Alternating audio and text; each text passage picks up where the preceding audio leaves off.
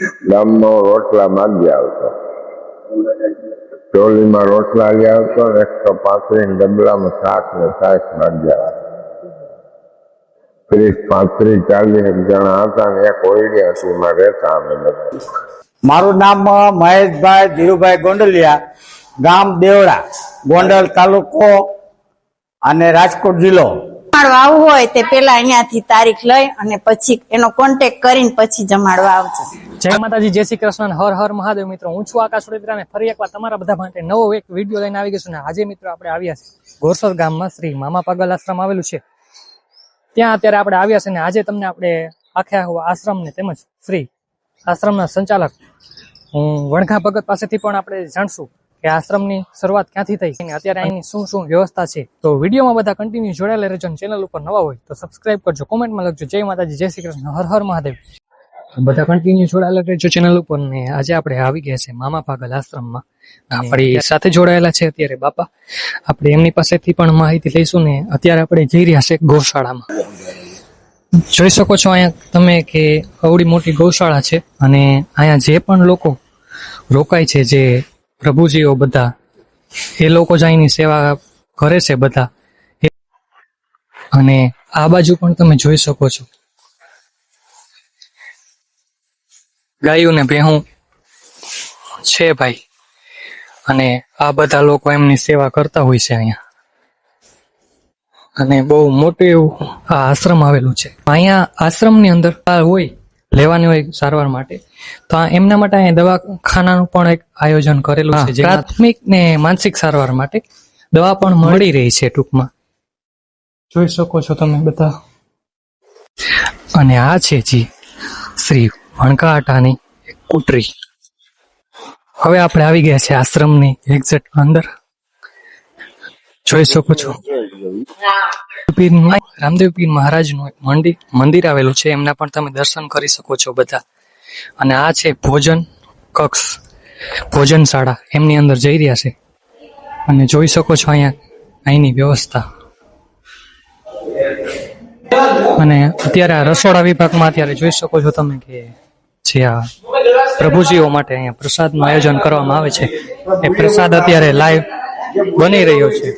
મારું નામ મહેશભાઈ ધીરુભાઈ ગોંડલિયા, ગામ દેવડા, ગોંડલ તાલુકો અને રાજકોટ જિલ્લો. અહીંયા જે બાળકો છે, ભાઈઓ અને બહેનો, એ મન બુદ્ધિના છે, તેને ભોજન આપવા માટે અમે આવ્યા છીએ. અને આખા દિવસનું ભોજન અમારા તરફથી છે. આખો પરિવાર અમારું આવ્યું છે, જે મારી હારવેલ તરફથી. અને એ બધા પરિવાર અહીંયા મહેનત કરે છે. અત્યારે તમે જોઈ શકો છો, જે રોટલી બનાવે, કોઈ રોટલા બનાવે છે, અને આ બધા અહીંયા ઉભા છે અને દાંત કાઢતા કાઢતા જમાડે છે. એટલે જે કોઈને કાંઈ પણ જમાડવાની ઈચ્છા હોય અને કાંઈ દાન આપવાની ઈચ્છા હોય તો અહીંયા આવીને જમાડી શકે છે, અથવા અહીંયા આવીને દાન આપી શકે છે. પેલા જોઈ જાય, સારું લાગે તો તમ તારે અહીંયા આવી અને હાથે રસોઈ બનાવીને પણ જમાડી શકે છે. કે જે કોઈ ભાઈઓને ઘરેથી તૈયાર રસોઈ લાવી હોય અને બાળકોને જમાડવા હોય તોય જમાડી શકે છે. મારું નામ ચંદ્રિકાબેન મહેશભાઈ ગોંડલિયા છે. દેવડા ગામના છીએ, રાજકોટ જિલ્લાના, ગોંડલ તાલુકાના. અને અમે અહીંયા બાળકો, મંદબુદ્ધિના બાળકો જે છે તેનો અહીંયા આશ્રમ ચાલે ત્યાં જમાડવા આવ્યા છીએ. જે કોઈને જમાડવા આવવું હોય તો અહીંયા આવી શકે છે. તૈયાર રસોઈ બનાવીને આવી શકે છે, અને જાતે બનાવીને જમાડવા હોય તો પણ જમાડી શકે છે. અમે અત્યારે 2 ટાઈમની રસોઈ લઈને જમાડવા આવ્યા છીએ અને અમારો આખો પરિવાર અત્યારે સેવા કરે છે. અને જે કોઈને સેવા કરવા આવવું હોય તો પણ અહીંયા આવી શકે. જમાડવા આવવું હોય તે પેલા અહીંયાથી તારીખ લઈ અને પછી એનો કોન્ટેક્ટ કરીને પછી જમાડવા આવજો. ભોજનશાળાની સંપૂર્ણ માહિતી લઈને અત્યારે આપણે જઈ રહ્યા છીએ આગળ. મારું નામ મીનાક્ષી ડોડિયા છે. હું રાજકોટ થી છું. એકચ્યુઅલી હું વર્કિંગ પર્સન હતી, પણ હવે અત્યારે હું ટોટલી નિવૃત્ત છું. તો નિવૃત્તિમાં બી મને કંઈક કામ જોતું હતું, તો આ પેપરમાં જાહેરાત વાંચી તો હું અહીંયા આવી. તો આ મનોદિવ્યાંગને મારે આવી રીતે મનોવિકાસ માટે થઈને કાંઈ પણ પ્રવૃત્તિ કરાવવાની જરૂર છે. અત્યારે અમે જે કંઈ પ્રવૃત્તિ કરાવી છે ને એ લગભગ એવું સમજો કે નહીં નફો નહીં નુકસાન, એ રીતે અમે બધું વેચાણ કરીએ છીએ.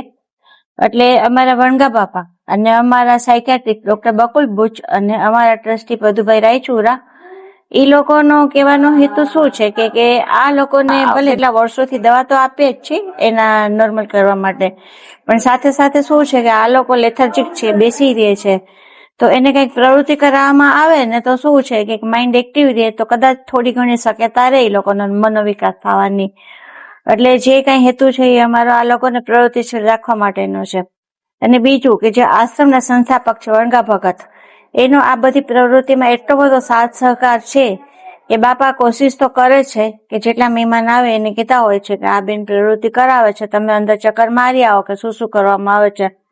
પણ આ એરિયા આઇસોલેટ છે થોડો, બાપાનો તો ઘણો જ વિકાસ થયો છે, પણ જે અત્યારે હાલ પ્રવૃત્તિ કરાવી રહી છે ને એનો વિકાસ થોડો ઓછો છે.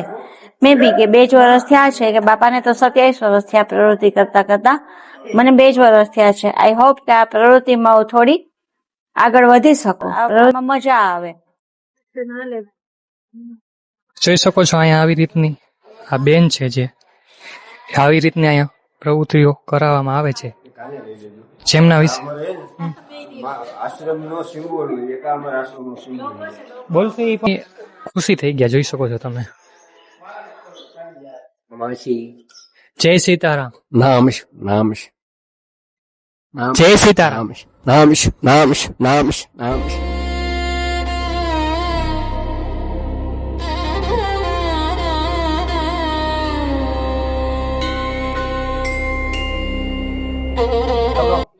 તો આ છે ભાઈ શ્રી વણગા ભગતની કુટરી, અને તેઓ આમાં અત્યારે બિરાજમાન છે. તેમના આશ્રમને 24 વર્ષ થયા. 24 વર્ષથી આશ્રમ આવે. પછી અમારે અહીં કોઈ બાંધી પૂરી કે રાત બધા ખુલારીએ. કપૂર ગોસની દવા ચાલુ છે.